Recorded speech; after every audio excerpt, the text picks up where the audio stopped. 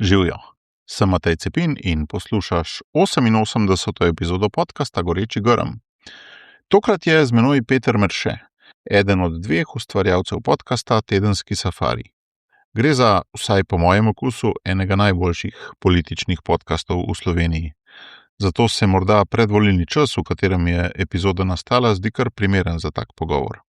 Res je primeren, vendar pa razlog, da sem Petra povabil v studio, še zdaleč ni politične sorte. Poznava se že kakšnih 15 let in izstopal je že takrat. Kot dijak Škofijske klasične gimnazije in kot član krožka Škofijska strela je organiziral okrogle mize z družbeno tematiko. Že takrat se je nadaleč videlo, da ga politika in družba zanimata. Vendar pa je bila njegova pot do političnega novinarstva kasneje še zelo ovinkasta.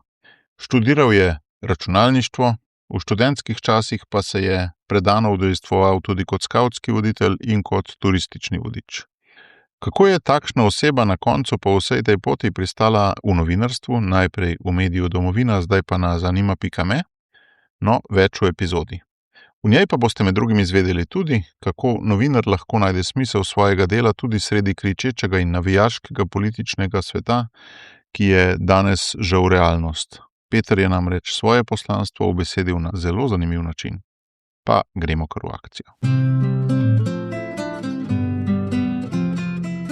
Že veš, kaj je tvoj edinstven prispevek k boljšemu svetu in kako ga udejanjiti? V podcastu Goreči grm razkrivamo močne zgodbe tistih, ki že živijo svoje poslanstvo, zato da lahko ti najdeš navdih, prepoznaš svoje goreče grme in pogumno stopiš na novo pot. Živjo, Peter, dobrodošel v Gorečem grmu. Pozdravljen, sem vesel, da sem tle. Jaz tudi. In to eno posebno dogajanje je zaznamovalo to 88. epizodo, namreč nikoli prej se ni zgodilo, da bi od prvega stika do snemanja minil 24 ur ali pa celo kakšna manj. Daj povej, a si skozi to kooperativen? Ja, to je del posla, v novinarstvu moraš biti odziven, ne? Če hočeš biti ažuren, je pa res, da malo se tudi poklopil, ker je glih slučajno, ker sem dobil SMS, sem rekel, kdaj pa, ne? Pa se, ker si napisal, sem rekel, par terminov, sva pač prvega zbrala. Najbolj mi ustreza, glih tale. Najmanjše zlo. Oba sva zelo zasedena. Ja, zelo predvolilnem času, pa res. Ja, tudi to je eden od razlogov, zakaj sem te povabil ravno zdaj v predvolilnem času, ker se mi zdi, da se mora par stvari pomeniti v smislu tega, kakšno držo imeti kot ljudje, kot človeka, ki sva oba videla goreče grme, ne? Kako zdaj hoditi po tej puščavi.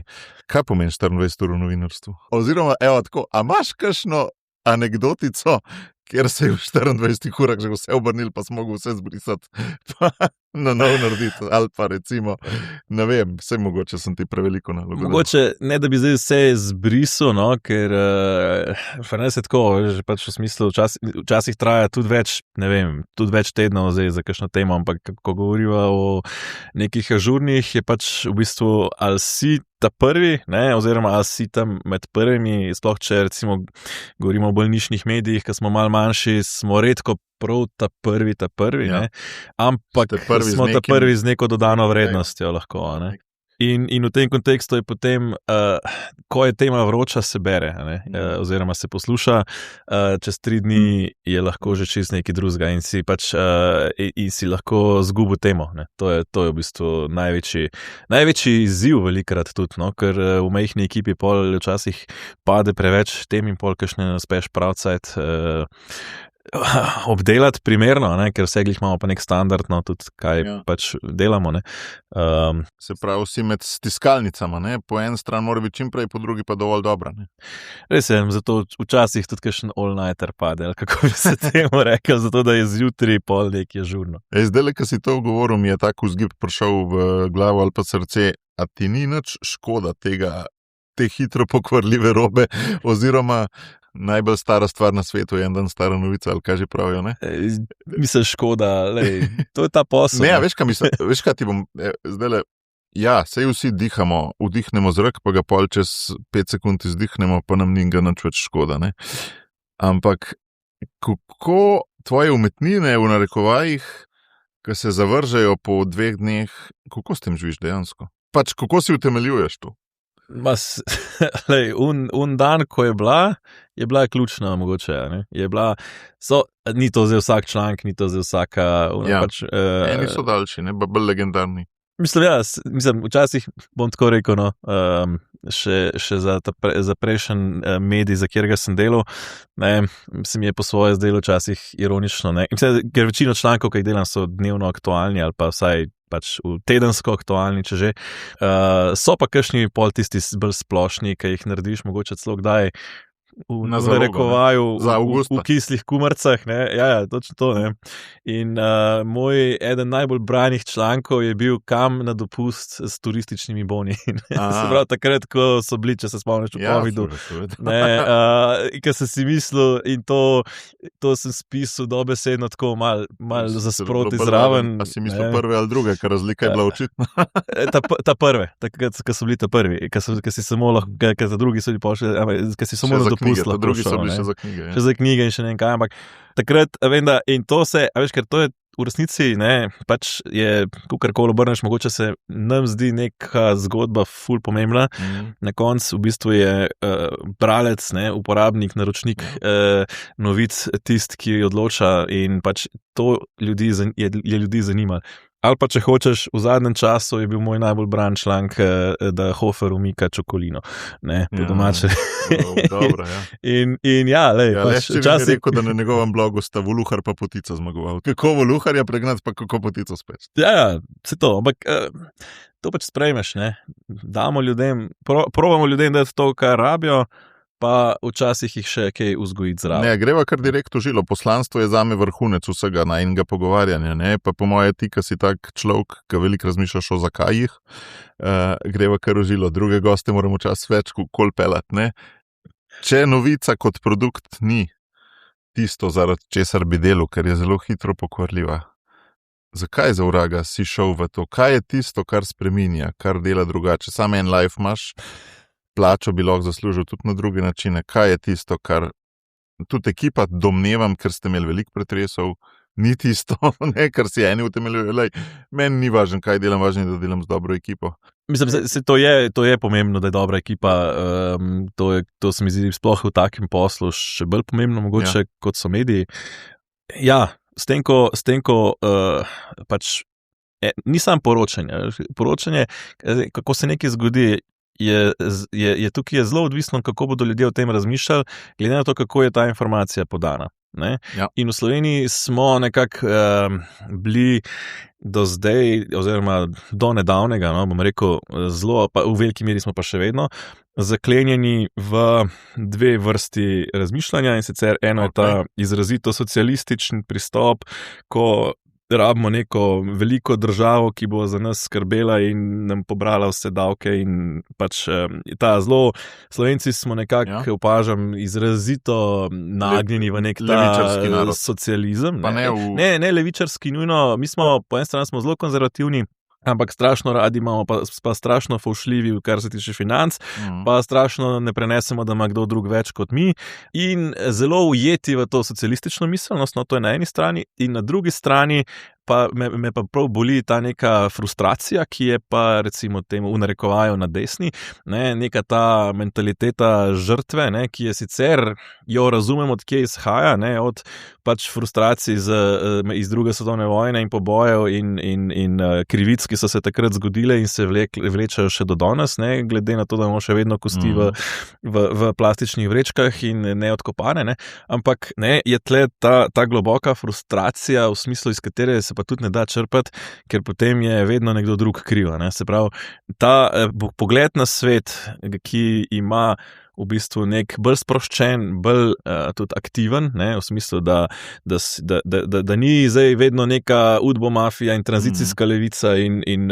medijski konglomerat in ne vem kdo vse, ki nas omejuje, mogoče nas, ampak to ne sme biti tisti razlog, zakaj ne bi nečesa probali povedati na drug način in začeti razmišljati na drug način. No, in to je bila v bistvu premisa, s katero smo hoteli prenesti nekaj več več pozitive, malo drugačen način razmišljanja v slovenski narod. To je v bistvu bila že od začetka ideja domovine. Jaz sem se pol kasneje sicer pridružil na domovini in zdaj v bistvu to prek medija zanima me in tedenskega safarija probamo nekako to širiti in tudi praktično vsi, ki gledajo ali pa poslušajo tedenski safari in kakšni feedbacki, komentarji pridejo do mene, so to, da cenijo, da damo, bom rekel, z nekim sproščenim tonom, celo rahlo, bom rekel, šaljivim na trenutke, ampak ne zdaj, nismo mi satira, smo še zmeri resen komentar, ampak z sprednja plat, z nekim, tako, sprednja plat,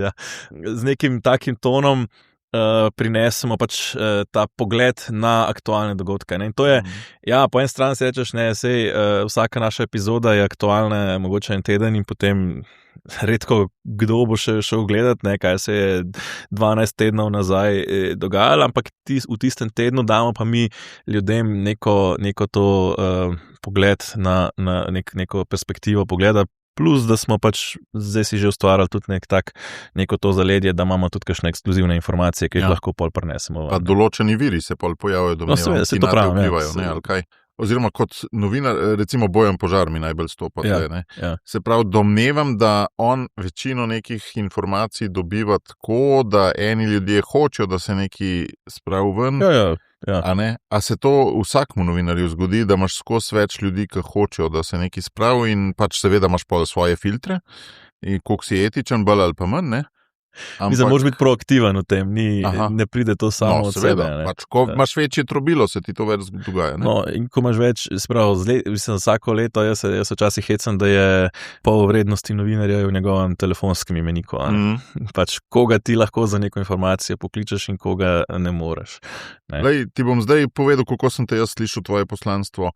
Da sta dva prevladujoča svetovna nazora v Sloveniji, ali pa ne nazor, ampak mentalna modela. Mentalna modela, to se mi En je reaktiven, oba sta reaktivna v bistvu. En je reaktiven, ker proaktiven je tisti, da sam skušaš nekaj, Dva reaktivna sta, En je reaktiven v smislu, država mora zame poskrbeti, en je pa reaktiven v smislu, oni so nas zasrali za 100 let, in mi se moramo zdaj najprej potišati, pa kako se reče, posekati. Mogoče ne nujno prav. Da bomo in da samo da zaključim, ampak tvoj poslanstvo je v bistvu ustvarjati nek tretji mentalni model, ki je pa malo bolj, kako bi rekel, iz življenja napojen, pa z tega vidika tudi pa življenje z malo ali pa z veliko, pa z tega vidika tudi malo bolj proaktiven.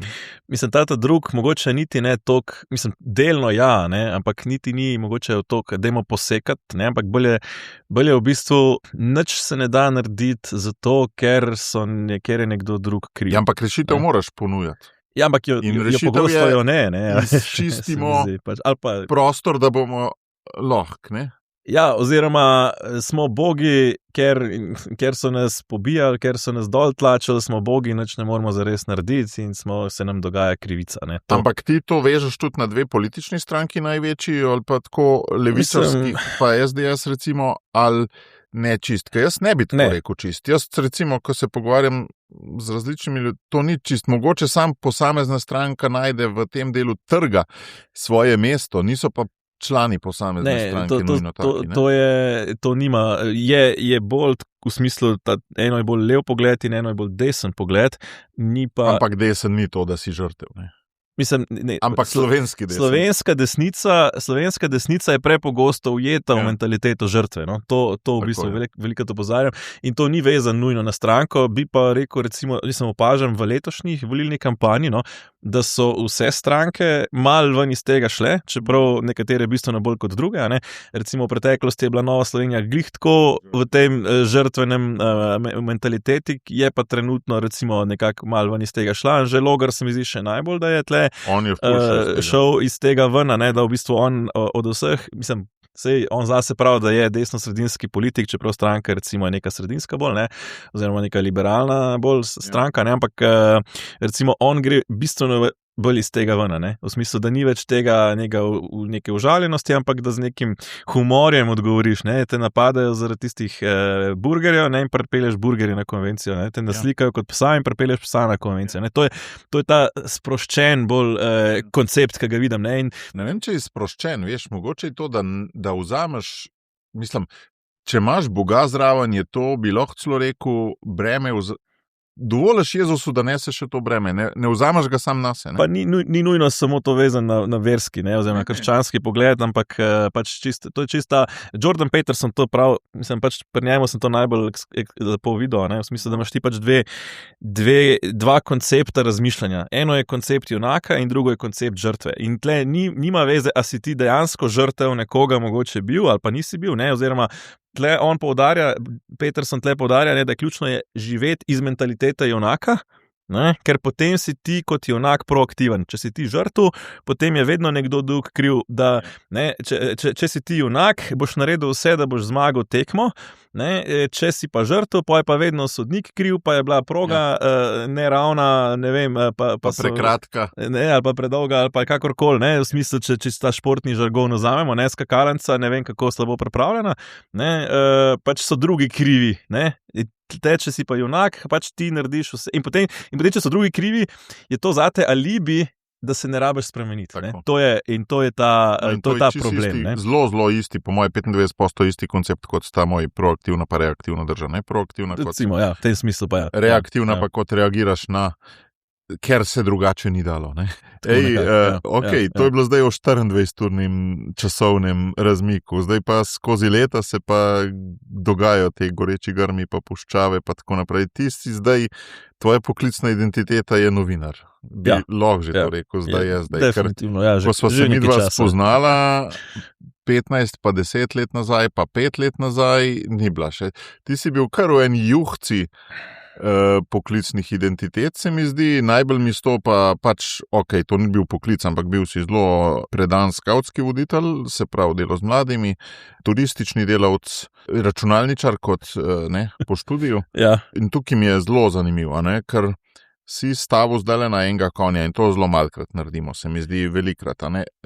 Tudi moje stranke, da ti še razložim, moje stranke, jaz velikrat organizacijam pomagam izčistiti, kaj je njihovo poslanstvo in kaj naj naprej počnejo, strateške načrte narediti, in večino časa je problem, da ne upajo staviti na tisto, kar se izkaže kot najbolj potrebno v danih okoliščinah, ampak bi povsod še malo imel trnek namočen. Sej ti tudi domnevam, če kakšen drug posel narediš, ampak vse. Ja, pa tudi, ampak najbrž 80%, 90% si pa novinar, ne? Ja, zdaj definitivno vsaj po, če rečem, prihodkih na podjetje. Ja. ker sem SP-evc. Ja. Zdaj, kako bi moje vprašanje je, kako ti je uspel, a se je to samo zgodilo, ali je bilo kakšno razločevanje od zadaj? Takrat, ko si na poti, mislim, zdaj sem še zdaj na poti, ampak recimo, ko sem bil bolj še bolj na odprtem morju, ali kako bi rekel, na poti, ne vidiš, ne razumeš vsega, ko gledaš za nazaj, pa lahko rečem, da je kar ena taka, mislim, tako zanimivo mi je, kako sem, če bi zdaj gledal 12-letnega sebe ali pa 14-letnega sebe, ne? In celo vem, da je par sošolcev iz gimnazije, tudi, oziroma vsaj en kolega mi je to res pol povedal, kasneje, recimo so to mogoče bolj videli, kaj jaz, ne? Ampak, če bi zdaj gledal nazaj, bi lahko rekel, da je to bila pot, ki mi je bila neke vrste usvojena že takrat, oziroma mi je bila najbližji. Ne? Zdaj, najbolj strastno si za njo živel. Ne? Kako je do tega prišlo? Ne? Jaz sem začel medije spremljati, ker sem bil star 10, približen, to tam 9-10, recimo, nekje, da se spomnim se, pravi, sem letnik 94 in spomnim se, da sem že spremljal, ko so bile volitve 2004. No? Zdaj, a sem že prej, koliko sem prej, se ne spomnim, ampak to se je začel, se pravi, že takrat se je začel, jaz sem pogledal kot otrok, 10-letnik, risanko na TV Slovenija in potem po risanki čez 10 minut so bila poročila, ki jih je oči gledal in so pa v bistvu skupaj jih gledala in tako v bistvu sem jaz začel spoznavati ta svet, ne, in se začel za njega zanimati. Ne. In je pa res, da potem v gimnaziji jaz sem imel ogromno različnih interesov, tudi zanimanj in znanj, v marsičem bi se lahko tudi našel in takrat sem poleg vsega tudi začel malo programiranje zanimati.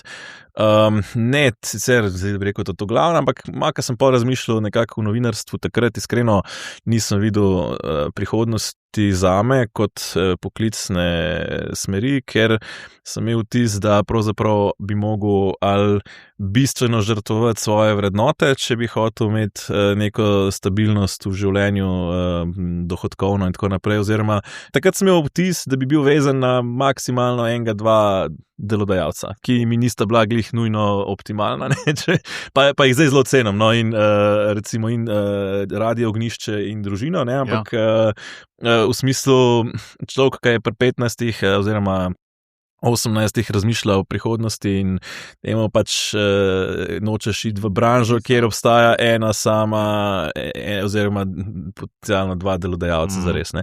In to je bila nekako moja vizija, zato nisem niti razmišljal, niti na informativni dan nisem šel na novinarstvo. Ja. In sem začel poleg tega me je pa tudi vedno video me je vedno ful zanimal, jaz sem ko so prišli ven digitalni fotoaparati, sem se začel malo z videom hobi ukvarjati, ne. Tako da to me je vedno malo zanimalo in to je bilo pol tudi malo navezava, v bistvu jaz sem ciljal takrat na multimedijo, kaj pol, da so zamaknili program za 1 leto, tako da ga še niso odprli, ker sem se upisal in ker je bil pol soroden. Kje je pa bilo ta študij? To je med FRIEM pa FEM, se pravi fakulteta za računalništvo, pa elektrotehniko sta imeli skupaj ampak so ga obljubljali, da bo že za našo generacijo, pa so ga pa za 1 let zamaknili. Tako da takrat pol sem rekel, dobro, če ne morem na multimedijo, pa šel na FRIEM. Ja, vidiš, pol ta tvoj računalništvo ni bil... Bi bil, če bi obstajal ta študij, bi bil tudi bolj povezan z novinarstvom, v bistvu multimedij. Bi bil, ja, mene je televizija recimo kot taka mi je bila fascinantna že od malega, jaz sem, se pravim, marsikdo ne ve, ampak jaz sem pri 12-13 sem jaz doma snemal poročila, kao družinska, ne, tako da ta medijski vidik je bil kar prisoten tako od malega in tudi recimo, se pravim, kolega mi je rekel, tudi slučajno si nisem mislil, da se boš ti na FRI upisal, ne. Takrat, ko smo se upisvali na fakulteto, ne. Tako da jaz se te spomnim iz tiste škofijske strele, ne, ker ste imeli kružek, takrat sem bil jaz gost. Jaz mislim, takrat prvič videl, ti si mogel biti 17-letni, 18-letni škofijski gimnazijec na tej neki okrogli mizi, ki ste jo organizirali. In jaz se te spomnim sicer kot skauta in navdušenca nad družbenimi temami. Ne? Spravim, in to sem od nekdaj bil. In to si bil z mojega vidika, ja. Bolj kot programer. Ker se mi je zdel, da od tega ne bom mogel živeti, sem iskal v bistvu neko podobno pot, kot sem videl pri svojem očetu, ki je tudi elektrotehnik in dela v, bom rekel, v tej branži, a ne poklicno. Zraven je pa bil aktiven. Pač družbeno aktiven v prostem času, a ne, in sem si nekako tako predstavljal to situacijo, recimo, ne, kot nek ta zgled sem imel, da sem videl, da se to da. Nisem imel vtisa, da bi se samo iz tega dal in sem rekel, nečesa je treba v življenju živeti in pač poleg te poti, kaj ti je ta zgled očeta, ki je bil, da poveva, Tomaž Merše, ustanovitelj društva Družinska pobuda, veliko se ukvarjal z finančnim vidikom, otroških dodatki, pa take stvari, je kar 15 let bil zelo našteljen. Še zdaj je v bistvu. Ja, ampak zdaj ni več tok, se mi zdi tako, ga ne povzemajo mediji tok. Mislim, bil je zdaj tudi v kampanji za evtanazijo, pa za družinske referendume. Na druge teme misliš, ne? Okay. No, pa vsako leto naredi ta kalkulator za izračun dohodine, da lahko družine si pomagajo s tem. Vsako leto ga pa updata. Pol mi je tako dobro videti. Kaj ti je ta zgled dal?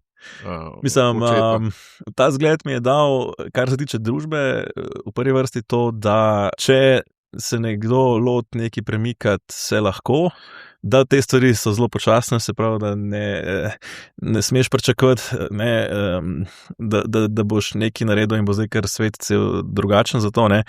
Spomnim se neke situacije, ko je, ne vem točno, za kjer zakon je šlo, parlamentu je bila obravnava, on se je z leti se je tudi uveljavil kot je bil povabljen v strokovni svet za družino.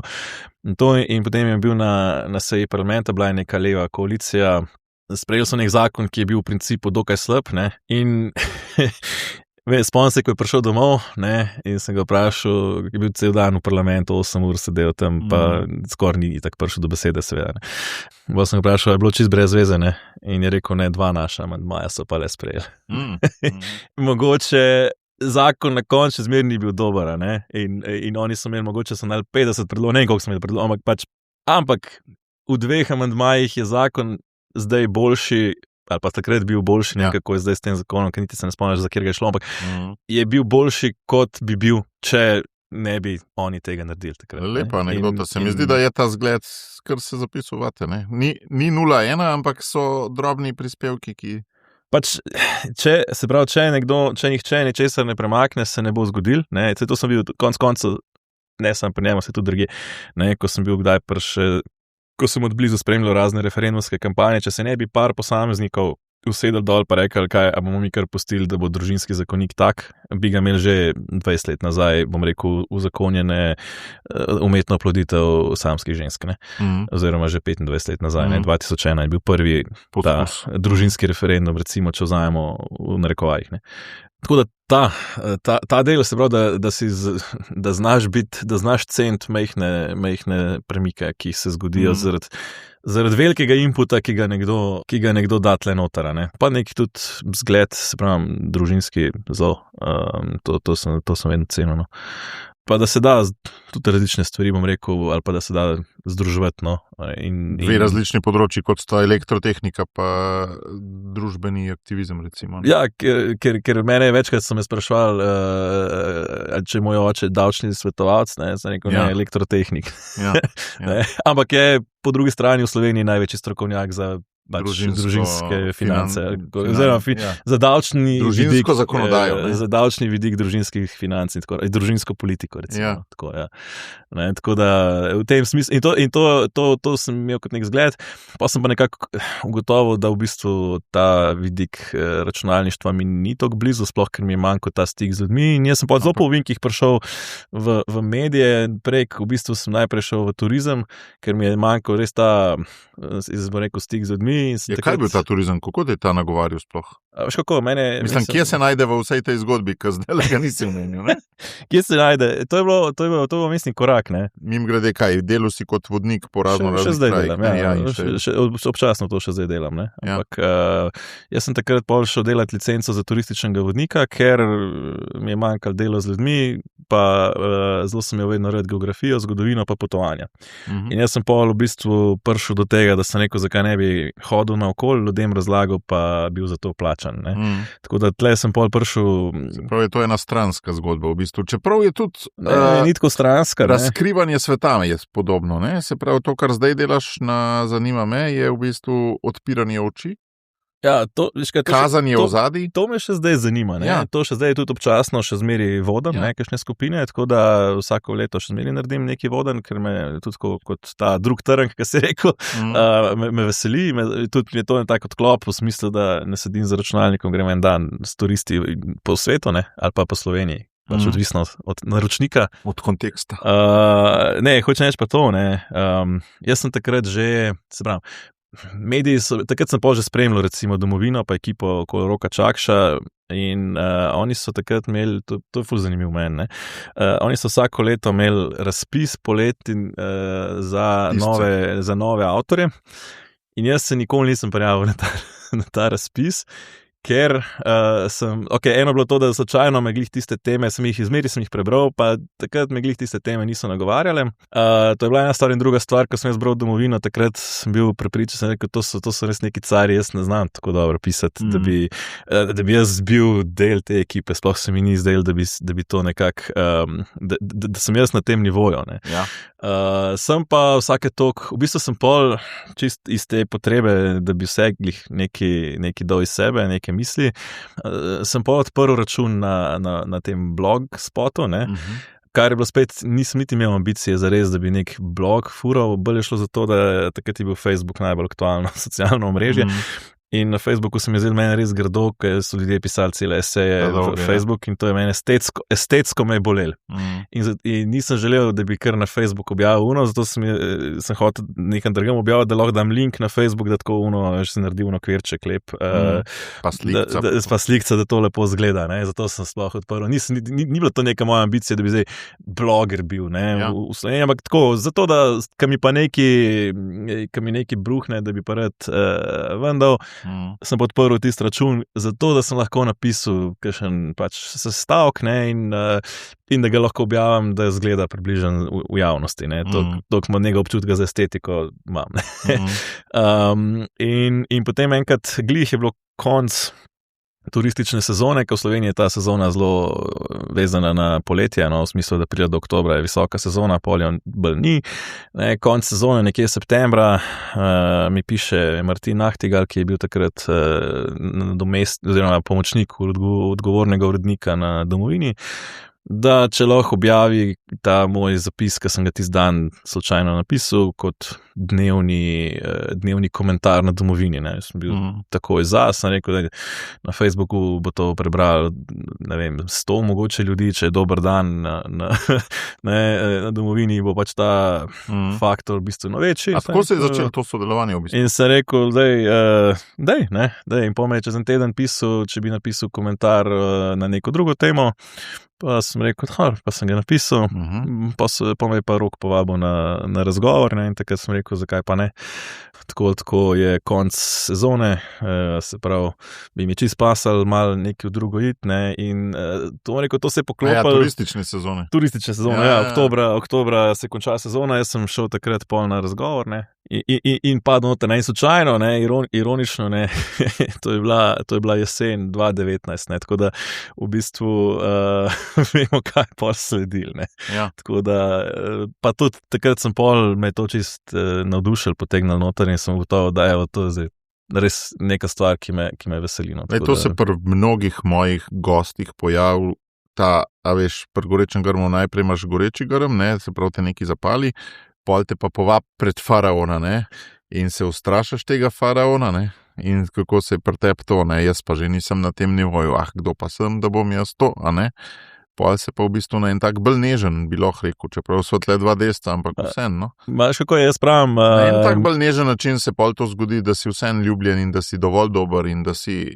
ta prav, čakati, da bo nekaj padal, je naivno, se mi zdi. Se pravi, moraš biti proaktiven, Jaz, če ne bi bil jaz sam proaktiven, pa ne bi začel tistega svojega bloga, ne bi do tega prišel, verjeten. Hkrati pa moraš biti tudi malo odprt za neka naključja oziroma pač dati priložnost, ko pride, oziroma spravim, jaz lahko rečem, da je to kakorkoli, da sem zelo po ovinkih prišel poklicno v točko, kjer, če zdaj gledam za nazaj, mi je bilo itak od nekdaj, se mi zdi, namenjeno v tem, ker mi je od nekdaj bila ta strast najbližji, ampak potem nek strah, nek vtis, da mogoče se od tega ne da zares živeti, da ni nekih resnih perspektiv, tudi dobro, ker si star 20, mogoče... To je tako, kar meni za nevladnika, veš, pa zdaj cela Slovenija ve, koliko mi dobro živimo, Veš, pa tudi nisem, leta 2002, ko sem jaz šel v to, tudi nisem vedel, da se bo dal, Mislim, se pravim, pač probaš, Upam, da so poslušalci opazili ta sarkazem. Mislim, tudi tako, jaz sem, tudi timing je bil dan, ker Domovina, recimo, je začela s toliko majhnim budžetom, da v bistvu se od tega takrat ni dal živeti. Takrat, ko sem jaz prišel zraven, je pa to že toliko bil prepoznan medij, da smo pol sicer skromno, ampak nekako vseeno malo več lahko od tega pravzaprav tudi delala. In smo pol kasneje, dejansko nas je bilo par ljudi, ki smo v glavnem od tega živela. Se pravi, da ni bilo to neko zvečer, malo za hobi še nekaj napišeš, ne, ampak da si lahko bolj profesionalno to delo. Ne. Tako da je en kup naključij tle zraven, ki so se poklopila in pol mi je bilo zanimivo, ko sem nekaj začel to delati, ne, se kar nekaj sem začel dobivati ponudbe tudi za drugje. Tako da sem rekel, takrat, ko sem si mislil, da ni nikjer nobene perspektive zame v tem poslu, sem pol kar nekaj ugotovil, da vendarle je. Ne. Noro, koliko imajo podobnosti. Oba računalničarja, oba skauta, oba dva nisva verjela, da je perspektiva v najnih poklicih za naju. Ja, včasih ti more, a veš, tudi jaz to gledam, mislim zdaj, kot kristjan, zelo gledam na to, kot tudi na neko, rekel, božji dar, ali ne, v smislu. Božji timing, ne? Ja, mislim, pač, ker se tako poklopili, da se pravim, jaz ne vem, če bi šel študirati novinarstvo, ne vem, če bi se enak poklopili. No? Mislim, da ne. Ej, ker sem že omenil, jaz parkrat skaute, zdaj jaz sklepam, pa me ovrži, če ni res, da so ogromen del tvojega življenja pomenili. In pač moje vprašanje je, kako so se je skautska izkušnja tvoja vgradila v to, kar zdaj počneš? So bili zelo pomembni, mislim, po svoje so še vedno, no, zdaj, čeprav nisem več aktiven voditelj, no, sem bil kar dolga leta, no, kar nadpoprečno. Ja. Skauti so meni bili en tak, jaz pravim peskovnik, ne, v smislu, da napišeš prvi članek. Mislim, ja, za skautiča, recimo, s prvimi problematičnimi ljudmi. Rešaš prvo krizno situacijo. Toliko enih veščin in to že od malega, ne. Že ko si ti star 15, ne, ali pa 14-15, ko si vodnik v četi, dobiš ogromno odgovornost. Ne. Jaz kot četovodja potem so me včasih kakšne zaskrbljene mamice klicale, a pa je res dobra ideja, da bo vod iz čete, se pravi, to je ena skupina recimo fantov ali pa deklet, starih od 11 do 15, ne, ki jih vodi vodnik, ki je, ne vem, 9. razred ali pa prvi letnik srednje šole, da je dobra ideja, da bodo oni šli zdaj na 2-dnevni izlet čez vikend. Če pa dežuje. Pač, da ne bo nobenega odraslega zraven, no? To jih je najbolj skrbelo, v smislu, oni bojo z vlakom šli nekam na drug konec Slovenije, tam nekje prenočili, boh ved kje, v nekem župnišču ali pa zunaj ali pa ne vem kje, ne? Ker recimo na taboru imamo tudi te potepe, ki tudi prenočijo izven tabora, ampak tam mogoče starši malo manj to začutijo, ker je to sred tabora, pa mogoče kakšni niti ne vejo. Ampak takrat, ko so pa šli sred leta, oziroma to nekje spomlad, ponovadi pridejo te vodovi izleti na vrsto, ne, in so šli, je šel pač vod nekam na izlet, a ne, brez odraslih, pač najstarejši bil 15-letni vodnik, ne, je za marsikakšne starše to šok, ne, in pač jim kot četovodja pojasniš, ja, to je dobra ideja.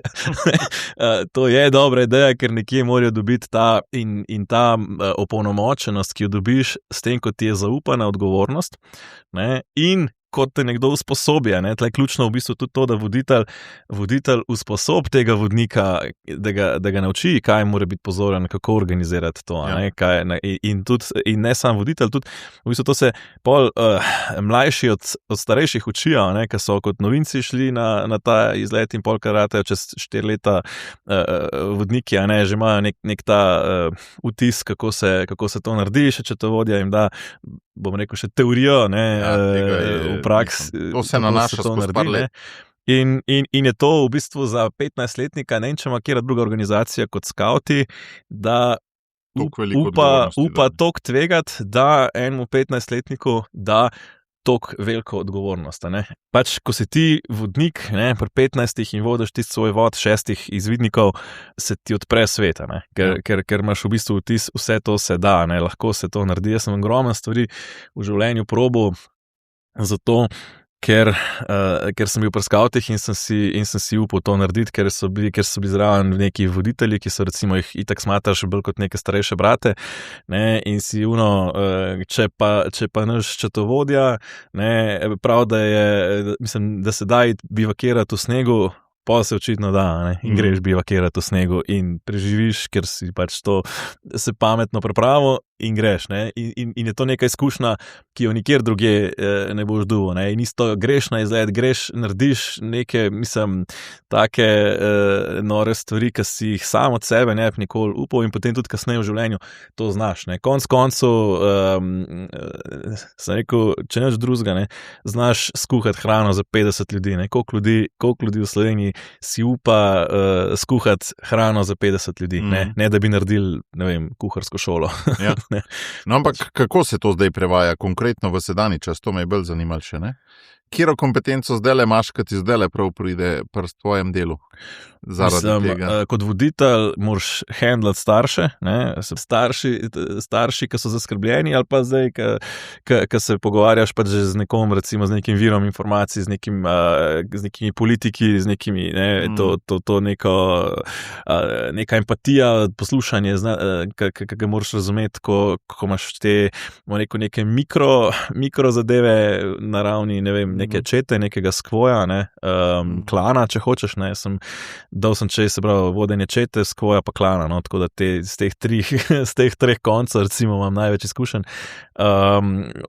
Finančni, ne, načrt, v smislu, da ti splaniraš tabor, ne, mislim, včasih se sprašujem, če bi naši vrli politiki od finančnega ministra naprej šli organizirati tabor, a bi ga speljali v budžetu, ki je predviden za poletni tabor, oziroma ko ga imaš pač predvidenega, kaj lahko. Kažejo take mentalitete, ne? Da bi ga, ne. In to so te, veš, in po drugi strani je pa hkrati skavti to omogočajo, da tudi si upaš kaj tvegati. In tvegati.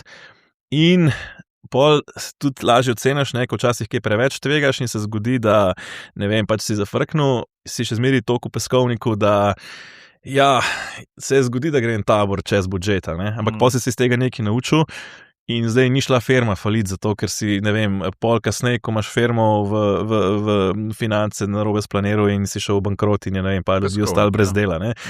Pač smo mogoče naslednji tabor mogli kaj vzeti ven ali pa kaj drugačno narediti ali pa ne, nekako drugje not pripeljati, ampak ni bilo zdaj katastrofa. Ne.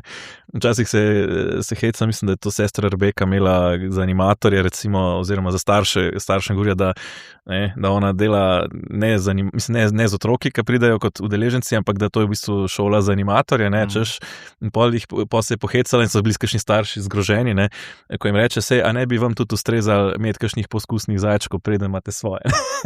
Tako da malo šali, ampak skočem reči, od teh osebnih, se pravi, ne vem, kako se temu v slovenščini reče, people skills, ne, se pravi, delo z ljudmi, ne, do nekega organiziranja, do tega, da si upaš pametno tvegati, ne, se pravi, imaš nek ta izkušnjo, ko si kdaj malo več tvegal, pol kdaj malo manj, da najdeš nek ta v peskovniku, nek ta pameten razmerje, kako recimo je, mislim, da ne greš zdaj v neka nerazumna tveganja, pa hkrati, da si pa vendarle kaj upaš speljati, mogoče, ki zgleda tudi na prvi pogled malo noro. Na vse skavti smo za marsikoga, ko od odzuni gleda mečken nori. Ne? Pa hkrati je ena stvar pri skavtih tudi aktivno državljanstvo, ki se jo pol učiš. Ne?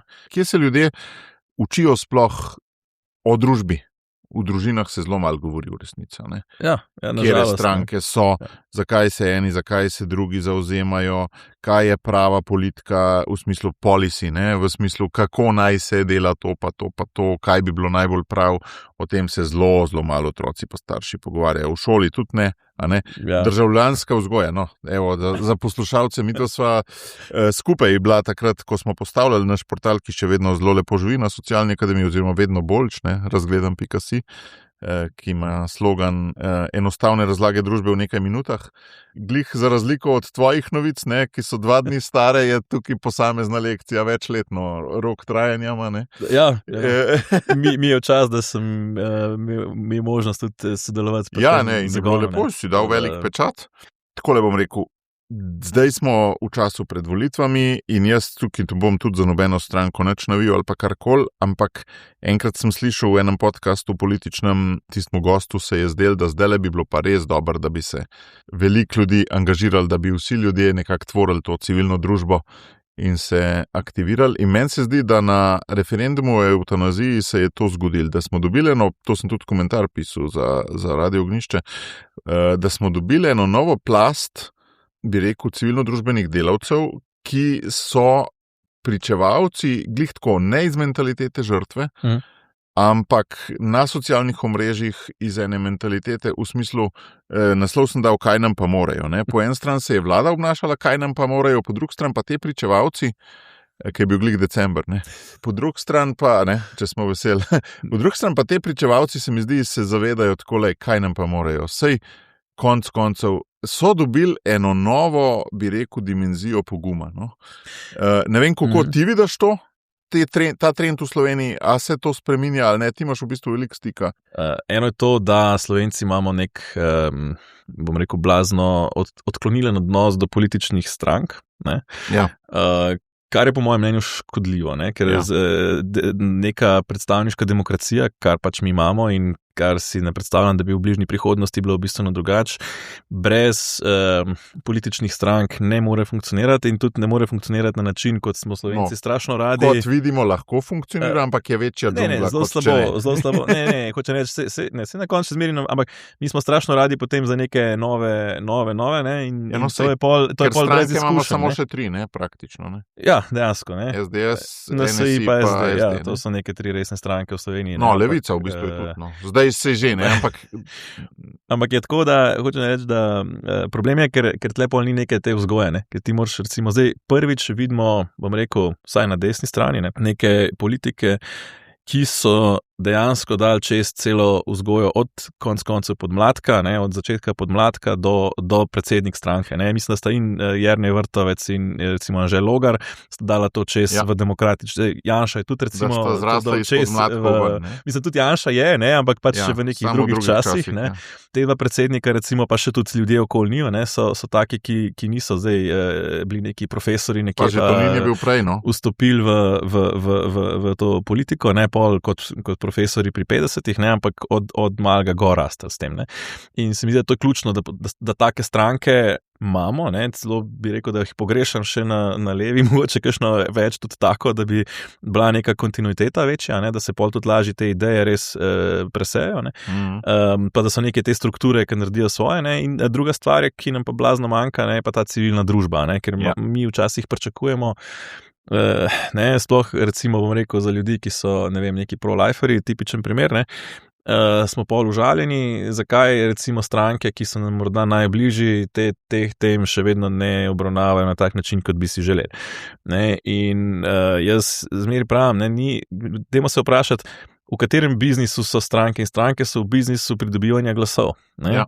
In če neka tema ne prinaša glasov, je logično, da se jo ne bodo lotili, in tukaj je naloga civilne družbe, da naredi ta korak, ne, ta družbeni premik. Ja, ne, to je umestna plasta. Ne? Jaz vedno pravim, da med stranko pa ljudmi je umestna plast civilna družba. In v Sloveniji tega manjka, sploh bom rekel na nej krščanski strani ali pa konzervativni strani, recimo je do zdaj tega zelo manjkalo. Zdaj se začenja prvič zares. Mislim, smo imeli neke te ad hoc projekte, ne, ko je bilo treba, ko smo bili napadeni v naše najbolj temeljne vrednote, smo se nekako znali organizirati pa speljati kampanjo. Ni bilo pa tega bistveno premalo pa tega dolgoročnega dela, ne, ker tukaj v bistvu je problem, če ti samo braniš, ne? Ti moraš tudi v bistvu začeti osvajati, biti proaktiven.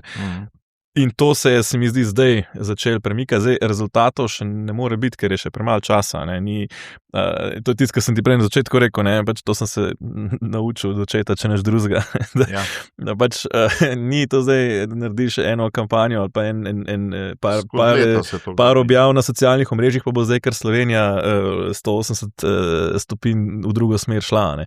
Ali pa če gledamo, če hočeš pro-life gibanje, ne? V Ameriki, ne vem, je trajalo 49 let, da so recimo dosegali nek večji premik, kar se tiče vprašanja splava, recimo, ne, se pravi od leta 1973 do 2022. Je bilo 49 let trdega, aktivnega pro-life dela, da je prišlo do te neke družbene spremembe lahko. In pač mogoče ne bomo v Sloveniji rabili 49 let do tega, zdaj, ko imamo mogoče neke izkušnje iz tujine, po katerih se lahko ljudje pač organizirajo, ne? Ampak ni pa to iz danes na jutri. In je ključno, da se dela proaktivno in da se dela kontinuirano. Ne? Se pravi, ne samo, ko pade zakon, ko je treba referendum zmagati. Ne samo, ko nas napadajo, ampak tudi v mirnih časih. Imaš drugo strategijo, delaš druge stvari, delaš pa še vedno. In napadati, ne? A veš, v smislu, če mi sam branimo, pač eno bitko dobimo, eno bitko zgubimo, pač na koncu smo zmeri bolj vzad. V smislu pač, ne, a pa če hočeš, vse so zelo po referendumu o eutanaziji, ne, so najavili, v bistvu bomo pač naslednjič vložili zakon, ne, se mi moramo samo enkrat zmagati referendum, če že, ne, mislim, oziroma oni, ne, pa je pol zadeva uzakonjena, ne, tako da tle je v bistvu kontinuirano delo potrebno in tukaj vidim pa, bom rekel, en ta mlado generacijo, ne, ki, recimo, jaz sem že del tega, ampak jaz sem še zelo, mislim, med starejšimi, recimo, v tem pogledu, ne, bistveno, bom rekel, ta Gen Z,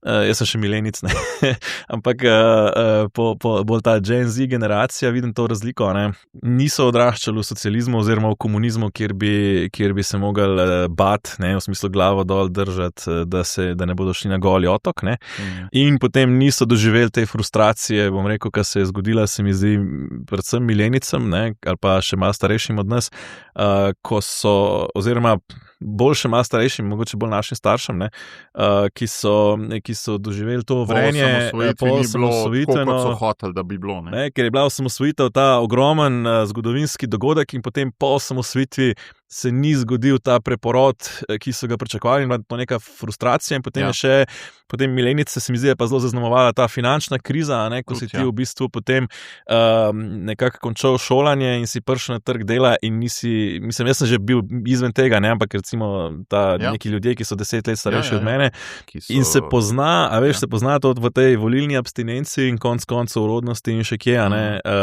da te pač ta, narekovajo, izgubljena generacija zdaj. Imamo pa generacijo, ki si malo več upa, ker je v bistvu pač odraščala izven tega, ne, v demokraciji, v svobodi, ne. In tudi po en stran se spremenil družbeni prostor, ker je sodobne tehnologije omogočajo bistveno lažje širjenje informacije. Ne? Če si ti mogel v 90-ih vložiti milijone, da si postavil televizijo ali pa časopisno hišo, ne? Danes z par, bom rekel, dnevi enega niti ne full računalniškega strokovnjaka lahko postaviš spletni portal, ki ga, ne vem, pač fura par ljudi, pa je že lahko dobesedno med vodilnimi ali pa celo sam, ne, sej poglej Bojana Požarja, dobesedno one man band, pa izjemno vpliven medij, ne. In še prek družbenih omrežij, ki so še dodatno to omogočila, ne, se je ta možnost, da ti v bistvu teh gatekeeperjev je manj, ne, se pravi teh nekih vratarjev, ki omogočajo, da neka informacija nekam pride ali pa ne, če hočeš zdaj, ko snemava aktualno ta zgodba, ne, ko kibernetski napad na gibanje Svoboda, ne, ki je totalno fake, ne, ampak 10 let nazaj ali pa 20 let nazaj bi mainstream mediji to prodali kot narativo in bi večina ljudi pač dobila to informacijo. Danes lahko na socialnih omrežjih in alternativnih medijih bistveno več ljudi vidi, recimo, neko realnost ali pa drugo plat, ne, in si ustvarja neko svoje mnenje. Ne. In ta vidik se mi zdi, da je tle ključen za neko to, bom rekel, za nek ta vrenje, preporod, ki se dogaja na civilni družbi. In opažaš ta preporod tudi? Ga opažam, ampak je še v povojih. Vse se začenja, zdaj verjetno so to zadnje volitve, kjer bodo mediji imeli eno ključnih vlog, saj te tradicionalni, ne, in en prvih, kjer bodo verjetno socialna omrežja, družbeni mediji in podcasti že bistveno vplivali. Ne bom rekel, da bojo najbolj odločilni, ali pa da bomo najbolj odločilni, bomo pa že bistveno vplivali. Ne. In tukaj je predvsem neka želja, da vidim med mlajšo generacijo, ne, se pravi, rekel, 18 do 25, recimo, ne, ali pa 18 do 30, ne, ta zdajšnja generacija, ki si malo več upa in jih tudi bolj zanima. No. To je ta, kaj nam pa morajo, kot sem rekel. Meni se zdi, da se ne sekirajo toliko zelo. In da sta dva razloga. Prvič je, tako kot si ti rekel, medijska revolucija, ki je po mojem tudi tebe naredila na nek način. Ne? Ko si govoril, ta permission, to dovoljenje, ki ti ga mora nekdo dati, ko si se odločil za študij, tega še ni bilo. Je bilo še ta permission logika, ker rabaš dovoljenje, da si medij, zdajle, ko si pa postal medij, pa to ni bilo več. Mislim, se ni vse idealno, Veš, tudi je, bom rekel, neka nevarnost je teh mehurčkov, ki se naredijo, pa bom rekel, vseh nekih nepreverjenih, pa spinjenih informacij, ki pa pridejo nek nivo novinarstva v povprečju, je bistveno napadlo, recimo v primerjavi z nekim nivojem, ki je kar v branži veljal v preteklosti, je pa res, da se ga je pač v preteklosti glih tako zlorabljala, tako da je rekel, da se to zdaj z obeh strani lahko dela, prej se je pa sam iz ene. No, ampak moja teza je to, da nadaljujem. Prva je to, da je ta medijska revolucija, druga je pa ta notranja trdnost, ki se mi zdi, da posebej prek teh skupin, ki so bile Exodus pa podobne, te male ranljive skupine, ki temeljijo na kar velik molitve pa ranljivosti, ki je čist druga oblika pastorale oziroma prihajanja blizu Bogu. Da to da pa tudi eno notranjo trdnost ljudem. Jaz opažam v tej generaciji Z tudi vse več tega. Kako je, kako jaz vidim to, kar se tiče vere in te trdnosti. Jaz sem to na lastni koži malo videl, to transformacijo, ko smo prišli Slovenci iz neke te tradicionalne vernosti, ko se je hmaši hodil, ker se spodob, ker nam bo drugače stara mama težila, ali ne vem kdo. Mislim, jaz sem bil vzgojen v iskreno verni, bom rekel, familiji, celo rodbini, se pravi, pri nas se nikoli ni šlo hmaši zato, da babica ne bo težila, zato ker smo sami želeli iti, ker vemo zakaj, ampak recimo, jaz sem začel, ko sem začel hoditi v šolo, sem začel prve 3 razrede, sem delal v Ljubljani, pa smo se pa preselili in sem ostale razrede naredil v Vodicah. Vodice so bile takrat še zelo tradicionalno okolje, Ljubljana je bila pa že takrat, ko sem jaz začel osnovno šolo, že zelo sekularna, dajmo reči.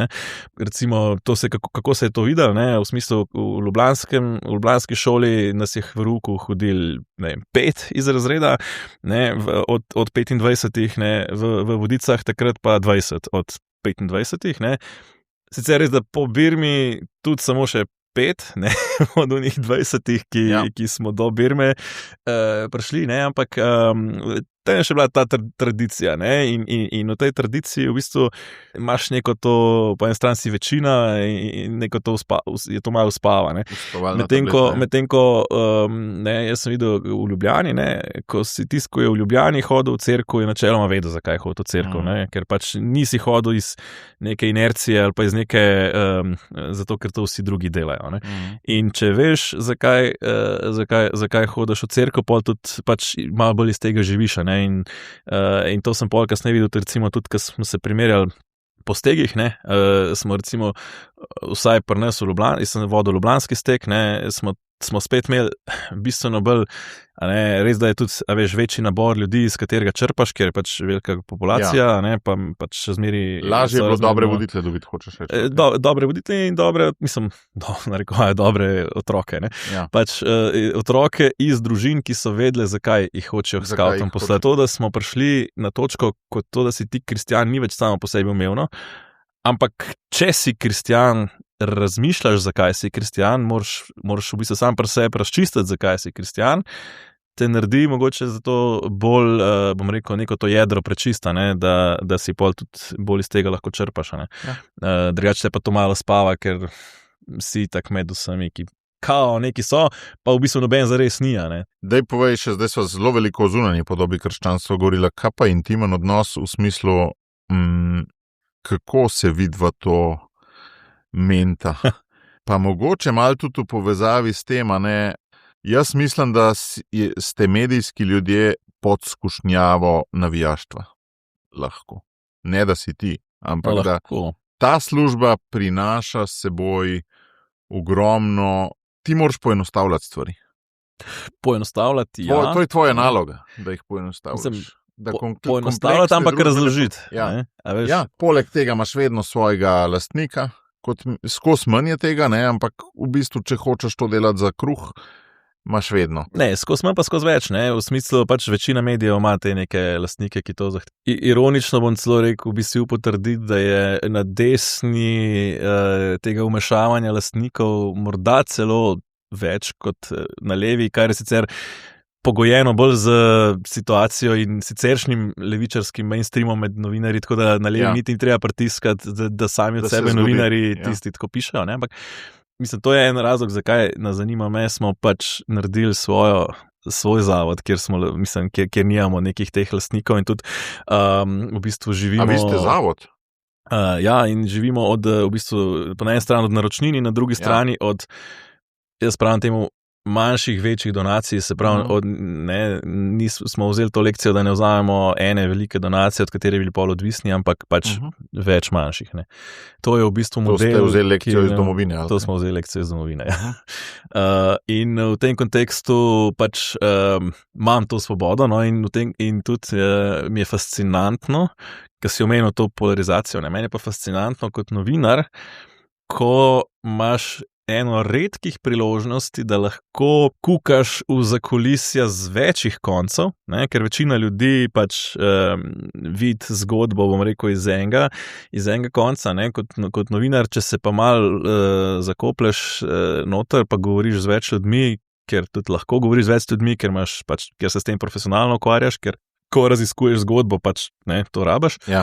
V bistvu mi je včasih fascinantno, ko vidiš isti problem ali pa isti spor mogoče iz obeh ali pa večjih zornih kotov, se ti odpre neka čisto druga perspektiva. No? Tako da v tem kontekstu bi rekel, da sem manj navijaški mogoče, kot bi bil, če ne bi tega delal. Zaradi razgledanosti, ne? Ker se ti ta razgled odpre. Jaz se še zdaj spomnim, midva z očetom nisva veliko debatirala tako v družbenih zadevah, ampak še zdaj se pa spomnim enega stavka, ker sva se pogovarjala, kaj različni poklici rabijo. In za novinar mi je oči rekel, to pa splošno razgledanost zelo pomembna. Ne, veš, zakaj mi je smešno? Zato, ker sva pol midva skupaj delala portal Razgledan si, ne? Pa ker se dejansko, moj oči ni bil zelo politično, da bi zelo se poglabljal, ampak to je imel pa prav, se mi zdi. No? In, se strinjam. Ne? Dobar, to je moj vidik, da lahko se kdo ne strinja. Jaz mislim, da za novinarja celo boljš, da narediš neko drugo šolo, pa potem, ker naučiti se novinarskih standardov ni težko. Tako rekel, mislim, da ne rabiš nujno faksa za to, da se naučiš novinarske standarde, se pravi, boljš, da si neko drugo področje bolj dobro osvojil, da ga lahko razumeš, da lahko o njem boljš pišeš. No? Zdaj, a to narediš prek nekega drugega faksa, ali to narediš prek poglabljanja v temo na druge načine, pač odvisno od vsakega posameznika. Najboljša je verjetno taka kombinacija. Ne? Ampak zdaj, če se vrnem nazaj k temu vprašanju osnovnemu, se pravi, neka ta navijaštvo oziroma nek ta osebni odnos. Ne? Pač, če iščeš resnico, mislim, da pač, če iskreno iščeš resnico, pač jo vsaj do neke mere, mislim, do konca jo nikoli ne bomo odkrili, ne vem, dokler ne bomo mrtvi, pa se nam bo mogoče razkrila, ne? Oziroma verjamemo, da se nam bo, ne? Ampak če jo iščeš, jo tudi pač bistveno več lahko najdeš. Ne? In pol tudi mogoče, jaz velikrat se čudim, ko pač pol odkriješ neke motivacije, ki so v resnici zdaj ali in kakšne slabe in kakšne dobre, v ozadju kakšnih politik, saj vemo, da marsikakšna pot v peku je tlakovana tudi z dobrimi nameni, ali pa z nekimi dobrimi razmisleki v ozadju. Lahko gledaš malo na te stvari malo drugačne. Zdaj, ne vem, kako si pa točen še na prvo vprašanje. Prvi del je bil v bistvu to, se pravi, ti se srečuješ z zelo različnimi ljudmi in ti ljudje imajo tudi do tebe kakšne predsodke in tako naprej. Kako ohranjaš to dialoškost? Kaj narediš? Kako gledaš na človeka prek tega dostojanstva, tudi na tazga, ki veš, da ti laže v fris ali pa ki vidiš, da fejka, kar je v politiki zelo pogosto. Včasih je frustracija. Ko veš, da ti nekdo laže v fris, oziroma načrtno zavaja in moraš to nekako potem strateško razkriti oziroma pogruntati, potegniti nekako iz tega ven. To je sploh, recimo, mi je bila vedno frustracija, kadar si imel... v Sloveniji je to ful manjka, se mi zdi ta debata, v smislu, da imaš ti soočenja. Ti sploh delaš toliko intervjujev, Mislim, tudi smo imeli že kakšno soočenje tle, pa delali smo to na Domovini nekaj časa, tudi en projekt smo imeli tak, da smo imeli ta različna mnenja. Dialogos, ko smo rekli en z ene strani, en z druge strani problema, pa da se soočta. In takrat smo imeli včasih kar težavo dobiti sploh goste, ker danes se ne marajo več ljudje tako soočati. To je en problem in drug problem, te pol kot neutralnega profesionalnega voditelja boli, ko v bistvu vidiš, da nekdo, ki zavaja, je spretnejši mogoče retorik in zmaguje debato. In ne moreš se ti zares vključiti, zdaj tam pomagati nekomu drugemu, čeprav mogoče veš, da je tisto, kar ta drug, ki izgublja debato, v bistvu govori bolj res. Oziroma, da ta, ki zmaguje debato, v bistvu z nekimi demagoškimi argumenti in zavajanji to dela. Pa se potrudiš čim bolj prek vprašanj, izsoočiti z nekimi kontra dejstvi, če so na razpolago in tako to je en vidik. Včasih moraš pa tudi sprejeti, da mogoče nimaš ti prav, da mogoče pa malo ki si mislil, da nima toliko prav, tudi kaj pametnega zapovedati. Tako da jaz nikoli ne grem, pa skoraj nikoli, ne grem a priori v neko, mislim, me načeloma vedno zanimajo mnenja. A znaš ohraniti to nepopisan list mentaliteto? Se trudim. Zdaj, se zgodi, da pri kakšni temi ne rata, v smislu, mi je bila kar bolečina, recimo pri eutanaziji, ko praktično si videl, kako so, rekel, se stvari zavajale, recimo, glih to, evo, ja. Ampak pač tudi tam, kot novinar moraš nekako neutralno z dejstvi prideti ven. Itak je tako, vse pri medijskih pokrivanjih je, včasih je več kot kako ti predstaviš novico, je katero novico izbereš. Kaj je novica? A veš, to je danes večina, bom rekel, v narekovaju zavajanja je v tem, kako se zbere novice, pa kako se jih postavi v kontekst. In pač neko stvar, ki bi mogla biti novica, pol ni novica in zato ljudje v njej ne razmišljajo in ni škandala, in nek minoren škandal ali pa nekaj, kar mogoče sploh ni škandal, ali pa je morda malo problematično, se napihne do nemoglosti. To je, in potem zgleda, da je ne vem kako. Hamburgerji, naprimer. Naprimer, pa še kaj drugega. Ali pa recimo, pač vam rekel, če smo pri bančnih računih, je bančni račun v Romuniji nepomemben bančni račun v Bosni, pa škandal vseh škandalov. Pa sta mogoče zelo primerljivi aferi. Mislim tako, a pa bom še eno izjavo dal, zaplinjanje Ljubljane, to je največje zavajanje, se mi zdi, ko se ne pogleda celega konteksta. Ampak še zdaj se pogovarjamo o zaplinjanju Ljubljane, mislim, kot da bi bili v nekem nacističnem taborišču. In včasih potem greš jezen iz studija, ker ti ni uspel iz gostov zbezati, bom rekel, resnice, oziroma se ti je zgodilo, da je mogoče ušla nekomu možnost zavajanja.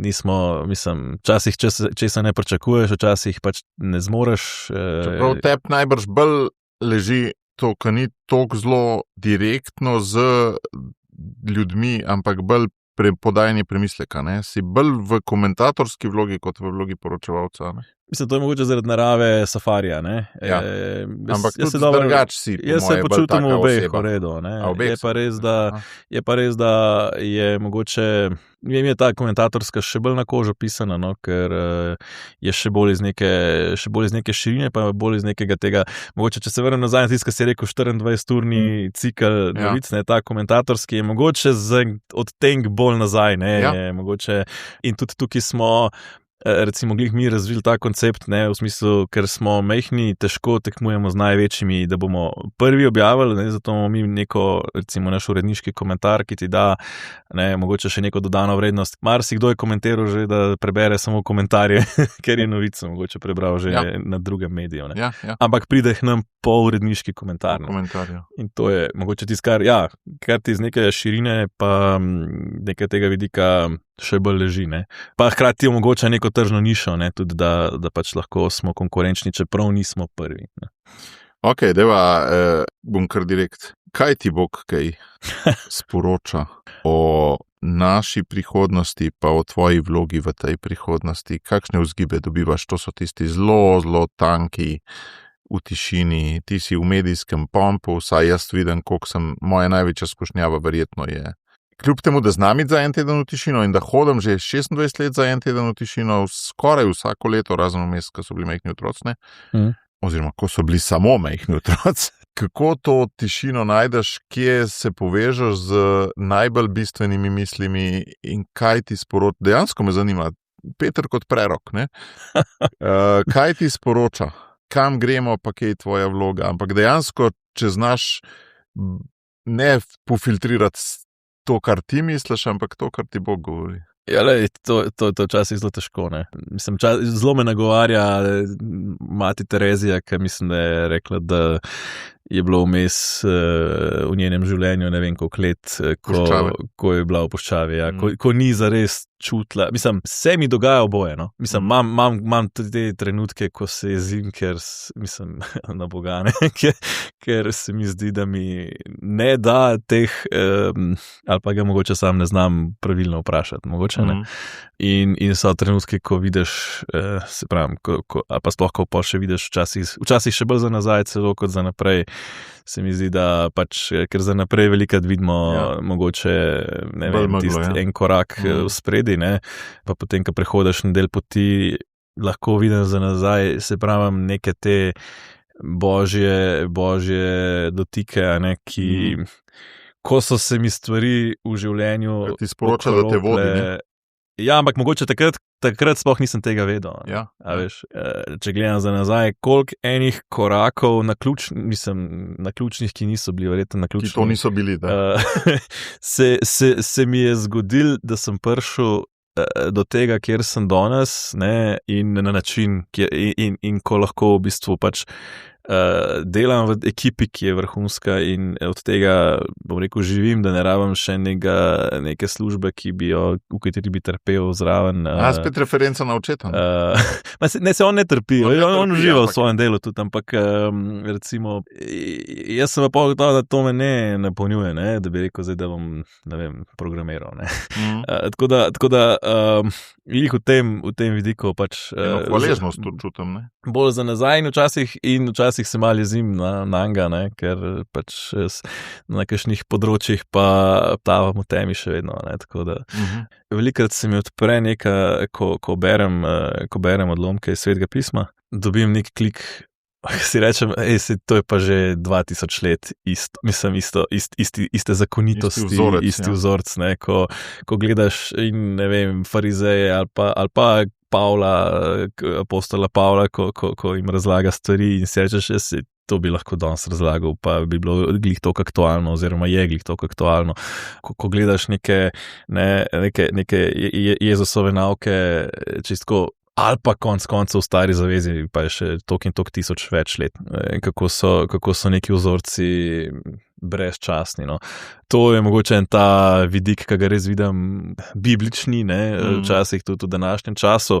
Druga stvar je, ne vem, neke stvari povesti, ne. Jaz pač sem do zdaj ves čas se ravnal po tem, da če se podpišem pod nek članek, je to nekaj, kar pač jaz lahko s svojim imenom zagovarjam, oziroma vsaj v tistem trenutku, pa mislim, da je zelo malo stvari, ki bi jih kasneje ugotovil. Zdaj so kakšni detajli, ko ugotoviš pol, da si imel mogoče neke napačne informacije, ampak na bistvenih stvareh načeloma še nikoli, no, tako da pač za kakšen detajl včasih dobiš neko napačno informacijo, pa takrat za njo stojiš, ker ti jo je dal neki kredibilen vir, pa si mislil, da je kredibilen vir, pa se je pol izkazalo, da ni, ampak neke temeljne stvari, recimo, ali pa načeloma, če sem se pod neki podpisu, za tem stojim.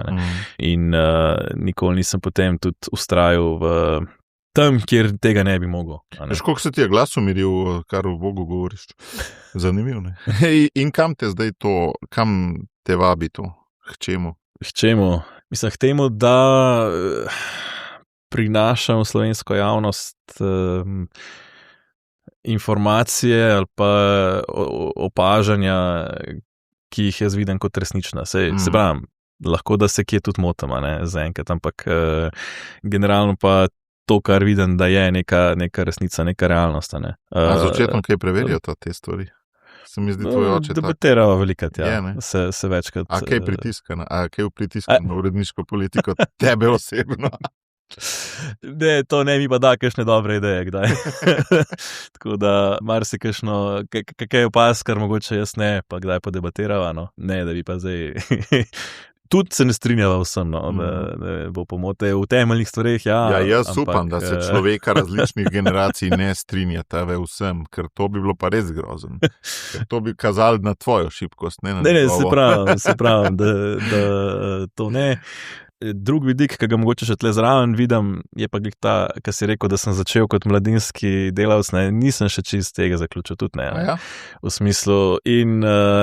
kakšna župnija povab, ne? Kakšna župnija na kakšno mladinsko skupino povab in zdaj smo zalaufali, oziroma zalaufali so, no, to društvo v Sidrani, ki so zdaj na novo, nek ta debatni klub, ne, ki ga zdaj mentoriram za njih, kjer se mi zdi ključno, da jaz sem dal čez v gimnaziji to debatno šolo, ne, debatni klub, ki smo hodili na te turnirje in se mi zdi ključno tle na tej krščanski sceni nam manjka tega, da bi se znali argumentirano izražati in dolgoročno zagovarjati svoje mnenje in biti in v debati mogoče z argumenti zmagati, ne, ker ti moraš znati to ne samo vseb noter čutiti, kaj je prav, ampak tudi to znati podati. In to se mi zdi... V resnici ne gre za zmagati, ne? V resnici gre za zgraditi skupaj. Ne?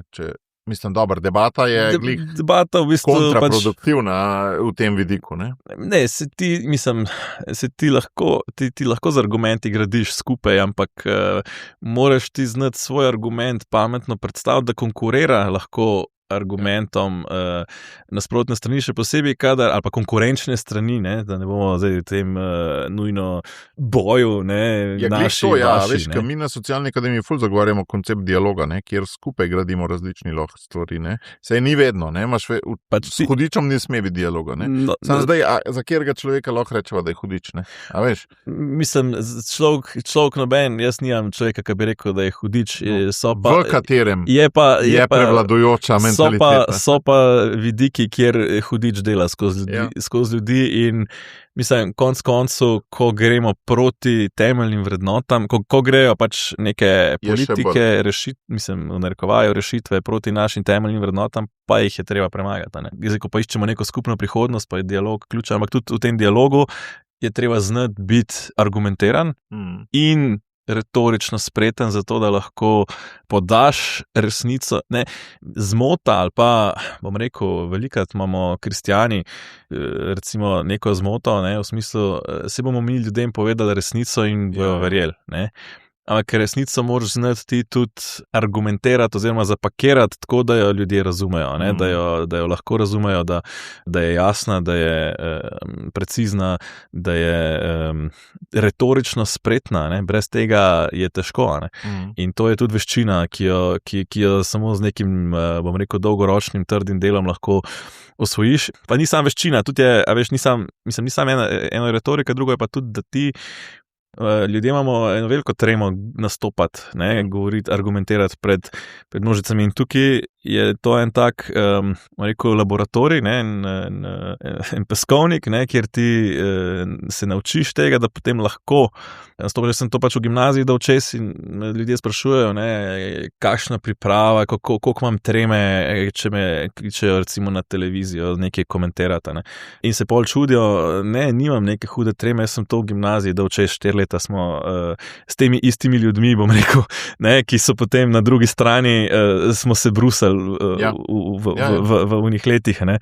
To recimo tudi zdaj želim malo naprej dati, ker vidim, da pač lahko. Ne. Ej, hvala. Post je, po gorečem grmu je vedno po 40 let puščave, ne samo 40 dni. Ne. V letošnjem postu mi je ena taka misel prišla, oziroma sem jo prebral, da puščava ni lakota pa žeja. Puščava je dom od hudiča, ne? Puščava je hudičevo bivališče. Jezusa je duh odvedel v puščavo in pol, ko se je, ne, pustil je, se soočil s hudičem, ne. Tako da, ful ti želim, pa tudi vsem nam, no. No, ampak je rabo post, v tem duhu, v tem domu hudiča, no. Ja, rabo je post. Je rabo post, da je imel to moč, da ga, mislim, da je bil bog, ampak ne, v smislu je potreben malo post. Seveda je potreben post. Ne, jaz sem sam hotel reči, da v tej puščavi, v tem domu hudiča, želim, da bi znal reči ne in da bi še naprej prinašal toplino. No? Ja, se učimo sproti, ne, vsak dan. Pa hvala, ker si bil moj gost. Hvala za vabilo.